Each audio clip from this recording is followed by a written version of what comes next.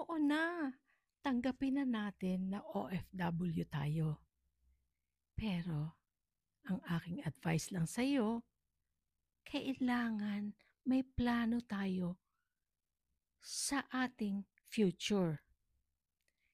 Yung present, future, para alam natin kung paano natin babudgetin ang ating pera.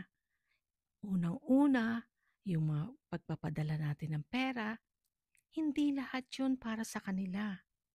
Isipin mo rin ang sarili mo. Kailangan alagaan mo din ang sarili mo. Yung self-care na sinasabi. Dahil mahirap magkasakit pag malayo ka sa pamilya mo. Lalong-lalo na nasa malayong lugar tayo. Di ba? Kaya planning ang kailangan. Pag-usapan ulit natin yan next time. Okay? Bye now!